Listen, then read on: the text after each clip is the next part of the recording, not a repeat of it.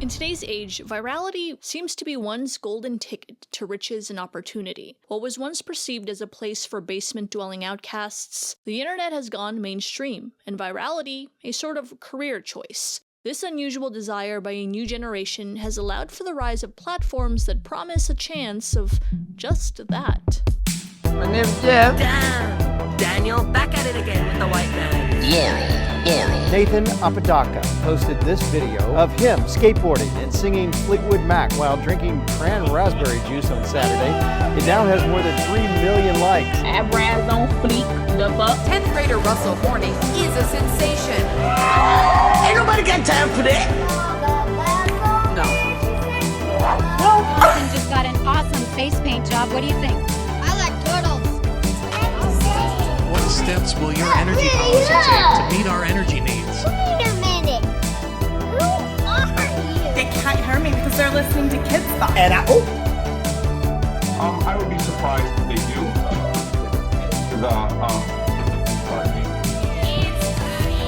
Ladies and gentlemen, we got him.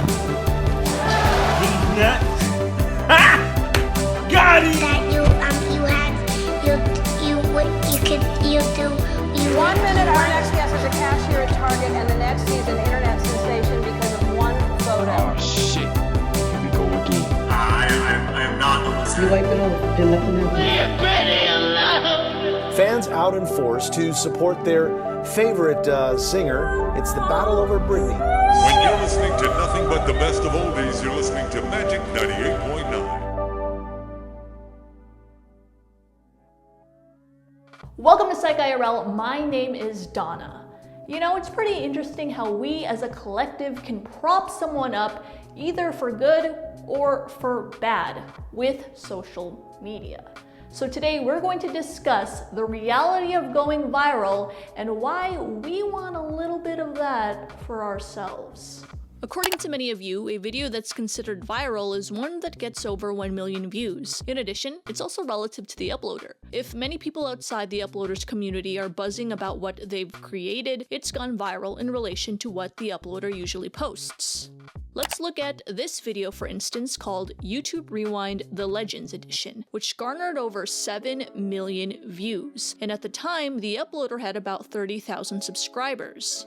The video recaps all of YouTube's influential moments since the site's inception until 2019. Even more astounding, the community loved this over YouTube's official version of Rewind. So, I sat down with the creator of this video, JLaw, to find out the reality of going viral. I started off the year with the intention of getting 10,000 subscribers by the end of the year. I thought, oh, I'll try it, see how it goes. The first video I made was a video about Joji in 2018, and that kind of kicked off my YouTube channel. I initially made my first documentary because I wasn't feeling particularly... my day job wasn't really giving me what I needed creatively. So I made it, but didn't intend to make any more, and it kicked off. So after then, I was like, okay, I'll continue. I'll set myself a goal of 10,000 subscribers.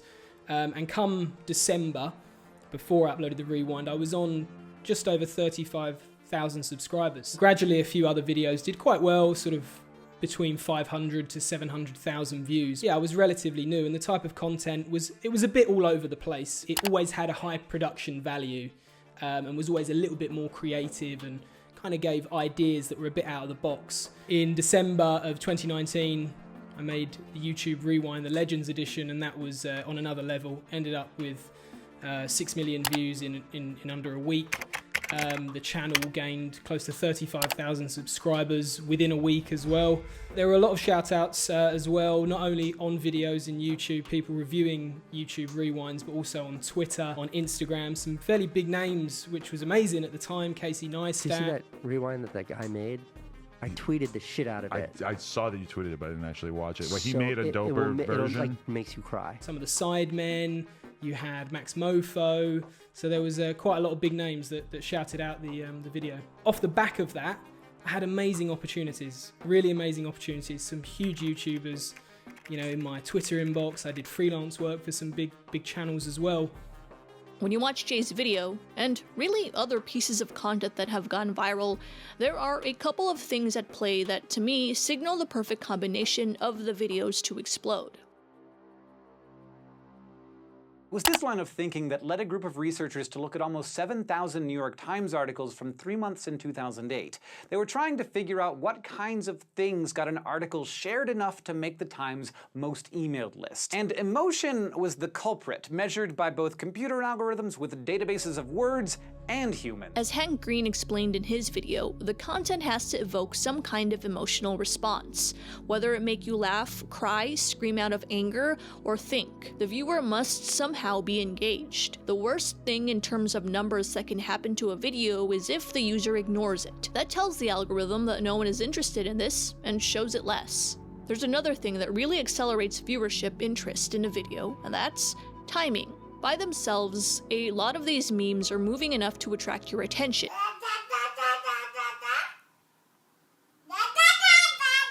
At the same time, as a collective, our attention is on certain events that are monumental in our lives. In 2019 and 2020, that could have been race relations, politics, and COVID. When a piece of content is moving enough to capture your attention, plus is already connected to what you're concerned about, it's primed to go viral. The popular videos and images from these past couple of years certainly reflect that. Hey, you know that is not what I meant. In a time where racial tensions seem to be high, a video of two toddlers hugging who happened to be black and white really touched a nation. My friend, you are just adorable. In a time where political tensions were up, people antsy about having to be locked indoors, a guy just loving life on a skateboard was what the people were drawn to. Many things that go viral are what people crave because of external circumstances in their lives. JLaw's video is no exception. By the time 2019 came around, YouTube had given themselves a bad reputation for uploading cringy YouTube Rewind videos. The rewinds were repeatedly ripped apart by the community. YouTube Rewind 2018. As of this morning, the most disliked video in the history of YouTube. Surpassing Baby by Justin Bieber. This happened as a result of creators feeling like they weren't represented. Everyone on YouTube Rewind seemed to be just a friendly face enough for brands. This feeling has been embodied ever since 2017. So YouTube Rewind turned into this like, hey, check out all of these advertiser-friendly things for you to spend your money on, all these super clean creators and these late night show hosts and all these things that you want your ads next to. So YouTube Rewind, in a way, just turned into a giant ad for YouTube. Feeling like they couldn't win, YouTube decided to play it safe for 2019. They essentially uploaded an average top 10 Watch Mojo video featuring videos with the most views. This format is weird. In my opinion, these specific set of circumstances became the perfect storm for Jay's video to pop off. Creators didn't feel like they were represented by YouTube, and 2019 was the end of a decade. Surely YouTube would put out a video more produced than this. JLaw's Rewind was an answer to those desires. This year, for example, it felt like there was a lot of people making fan YouTube rewinds because YouTube themselves weren't making one. And in the past years, there have been YouTube rewinds that are fan-made, but when you say fan-made, I mean, PewDiePie making one isn't necessarily fan-made. He's got 100 million subscribers, so it's always going to do well. But my sort of production feel is higher end, I believe, than most. And the tactic behind my video was to make people think that it was an official YouTube rewind and that YouTube had made it. And because of the production value of the video, people, I think, believed that it was made by YouTube. So I think going back to sort of the initial question as to why my one was, it was probably because it was slightly different. It wasn't about YouTube that past year. It was about the history of YouTube, but it also had a pretty high-end production feel to it, which I think probably kept people engaged. This video highlights a number of things that YouTube will never talk about. YouTube wants to gloss over these things. And I think this person captures all this. And at the end of the day, he celebrates. He celebrates it as part of the YouTube journey, the good and the bad. This video included, many have attempted to explain the formula to going viral. The truth is, no one can really strategize the level of virality these individuals have stumbled upon. Sure, research has found generalizations that attract people to certain content, but there is no blueprint to making the perfect image, joke, or video that get people talking at a national level. No one could possibly have had the foresight to predict Kombucha Girl. No. Well, regardless, there have been numerous poor attempts from companies to put their brand on the map, but sometimes the public is just unresponsive. No TurboTax, just no. Platforms have risen from this demand, the demand for individuals to want to share, and the demand for individuals that want to go viral. But like, why? Why do people want to go viral, and why do we prop them up to go viral? What's the best kind of firework to buy? Wouldn't you like to know, weather boy? Where are your parents? A lot of modern technology makes sense. Someone said, I want to get from point A to point B faster, so we made the car. Someone said, I want to be able to see with my eyes 24/7 even though it's nighttime, so we made the light bulb. But TikTok, why did we make TikTok? Clearly, this platform where everyone has the chance to go viral has to have some kind of utility for humans. Why else is there a collective of people on the platform? Before you say because people want to go viral and virality leads to money and fame, think beyond that. Before these social media platforms were a thing and fame even a possibility, why did people choose to share videos on any platform? This is Maslow's hierarchy of needs. Well, actually, this is just a triangle that we're going to fill out later, but we'll get to it. And supposedly, it explains why we do anything. Why do we eat pizza? Why do we work at the job we work? Why do we drive? It explains a lot of our motivations. Perhaps it can explain why TikTok is a thing. Okay, so according to Maslow, everything we do is motivated by our needs. We can't just sit around all day as humans, we need to survive. So the first need we have is our physiological needs. We need food, because we're hungry. We need water. We need to breathe. So we are motivated to go up and get those things because we need to survive. That explains why fast food restaurants are everywhere. Grocery stores, commercial for food. Next is our safety needs. The need to be safe from the environment, from predators. That explains housing. It explains why we have the jobs that we have. We need money in order to fulfill those needs on the pyramid, which is our basic needs. I think even in developed nations, these two levels of the pyramid are most concentrated on, and people seem to ignore the next two levels, which are our psychological needs.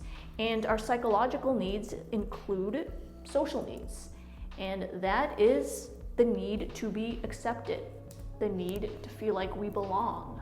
So friends, family, and then there's esteem needs, the need to want to be recognized, respected. And here's why social media is a thing and why humans actually gravitate toward it. I think social media mimics those two levels. When we get likes, we feel accepted. They are talking to me. This must mean I belong. It mimics our esteem needs. People are liking this post. This means they must like my work, right? When our content is fulfilled by those likes because it's our work, we feel like we get recognition from them.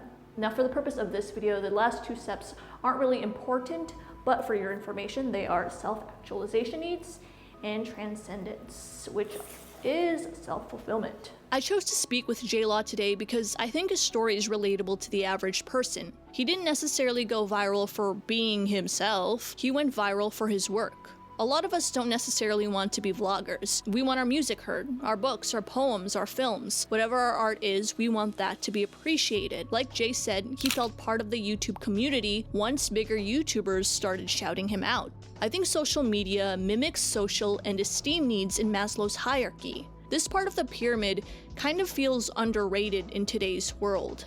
Like if we seek this, it's first world problems. Oh, taking a selfie? You must be an attention whore. But attention is more important than you think. To illustrate how important attention is to us, I decided to test you guys on Instagram. How much were you willing to take physical pain over emotional pain? The emotional pain of being ignored. I asked you guys, would you rather hit your shin on a bench or be in a group project with people that ignored you? So if you want to be part of these experiments and featured in the video, follow me on Instagram. To no one's surprise, 75% of you would rather hit your shin than be ignored. Here's what some of you said. The physical pain is more painful and temporary compared to the emotional pain of feeling left out, which can last a while, but also love your content. If I wanted to be ignored, I would just post something in my group chat. Pain goes away, but the mental anguish of being ignored is forever and leaves a deep mental scar if it's repeatedly. All right, fine, let's up the ante. What if you hit both your shins? So would you rather be hit in both shins or be ignored by group members in your group project? Still, 55% of you said that you would rather get hit in both shins. So the gap is closing, but still you would rather take the physical pain. All right, fine, let's up the ante even more. Would you rather break your leg or be ignored by group members in your group project? Finally, this was the question where you chose physical pain over emotional pain. 86% of you would rather be ignored than break your leg. I can afford to hobble around for a couple weeks, but a broken leg in this economy/healthcare system? Nah, son. Pretend I never existed in the first place. I'd help them. So the point of this experiment was to illustrate just how important something like attention is to us. In another experiment, participants were asked to play a game of virtual catch on their computers. This game involved 3 players, the participant and 2 secret actors. All 3 players would pass the ball to each other in the beginning of the game. Somewhere in the middle, both actors would ignore the participant and only pass the ball to each other. In an fMRI scan, researchers found that the part of the brain that feels physical pain fired during this incident. If being ignored on virtual catch can affect participants, attention on social media can surely do the same. And so the feedback you get from social media may feel like it's attention that you were craving, but it's not. I'm not really sure what my expectations were, but when you have a lot of people shouting you out, that's something which initially gets to you and it makes you feel great. Like all of a sudden you're in the community, you're in the YouTube community, people now know who you are. More importantly, you know, we all feel we have a product which we can effectively show people with our content, and it felt like great. I've all of a sudden got this audience now who I can showcase this product to, which I've been struggling to reach out to. So it felt like this was the path that would just continue to go up. And all of a sudden your life becomes defined by these numbers. You believe that your future, look at this, you're constantly on the app, looking at the numbers going up, you refresh it, I've got another 10 subscribers, I've got another 20 subscribers. And of course, you know, getting over 1 million views, especially for a small channel like mine, was amazing. And when it kept going up, you are initially in your head thinking to yourself, right, you know, this is it, like it's kicked off finally. Now, although social media can mimic one's psychological needs according to Maslow, this is an illusion. Unlike real-life friendships and achievements, on these platforms, you're only as good as your last post. These compliments disappear as soon as people forget about your work. Pretty soon, that feeling of belongingness disappears. But that's not how real-life friendships are. You don't have to constantly impress your friend by posting hour-long videos for them. Most people are fine with a simple, "How are you?" In regards to esteem, you may upload something similar in production value to your viral video, but people just aren't entertained by it. This can make one feel like an achievement is reliant on numbers. That's not true. Every time you create something, you're improving your skills. That's an achievement in itself. Unfortunately, the rewards we get on social media have skewed the way we perceive these needs. I think the numbers make us feel like we are fulfilling our esteem and social needs, but the numbers are fleeting, so sometimes it's not fulfilling at all. When we don't hit certain numbers, it's not our fault. The algorithm could glitch at any time. Does that mean people don't like us anymore? Does that mean we didn't achieve anything? My next move was very slow. In the end, I did a making of. I had so many people, how did you make this, how do you do the graphics? So I did a making of probably about 3 weeks later. In the initial aftermath of the actual rewind, I was doing freelance work for a couple of bigger channels, so I took that time off pretty much, not focusing on my own channel but doing freelance work, and maybe that was a bad tactic. The strategy was to continue making what I had initially, in the hopes that I now had a lot more people who were interested in the channel that would watch it. But they didn't. I thought it would continue to rise, and it really didn't, and it actually gave me a lot of false hope, because all of those offers just dropped off. The viewing figures on all my videos from then on really dropped drastically, and I'm not huge on the analytics side of things. My understanding of it isn't particularly great. I make the videos, I like them, I put them out in the hopes that people will watch them. But in terms of reach, I noticed that it wasn't getting shown to nearly as many people as my previous videos were after Rewind. So my kind of vision of what YouTube was, it did change it drastically. My videos, unless they get shouted out, usually won't kick off. In an unlisted video now, we've spoken about it, where I spoke about how I felt that YouTube Rewind may have damaged my channel. Marquez Brownlee spoke about how if your channel gets flooded with subscribers, but those subscribers don't keep coming back to watch the next video, it sends a bad message to the algorithm, which in turn can then basically say to YouTube, sends that bad message out and says, actually this creator's content's not very good, and can mean that it's not recommending it to people. And it's not necessarily the case. I can't say, whether that is. It feels like, looking at the numbers and the amount of people that are getting shown my videos since Rewind, that may have happened.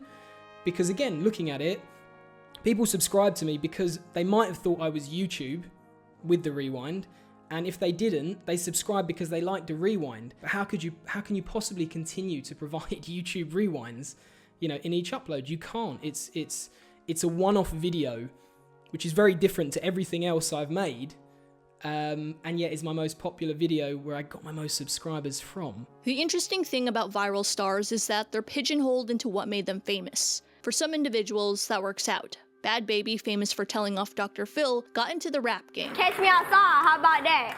Catch you outside? This fit her brand perfectly. On the other side of the spectrum, others aren't so lucky. Backpack Kid, who went viral for his dance on Instagram, caught the eye of Katy Perry, who invited him on her performance on SNL. It was a hit. But how could Backpack Kid use this attention to leverage himself to be more profitable? His team decided to transition his brand into the rap and hip-hop scene. This one wasn't so successful. You're that kid who does the funny dance. Why are you rapping? I be flossing. No! This is such a well-known problem that individuals have to sever ties with old brands if they want to start something new. Perfect example, Filthy Frank and Joji. The algorithm doesn't help with being pigeonholed either, but if you want to make it on any platform, you gotta play the game.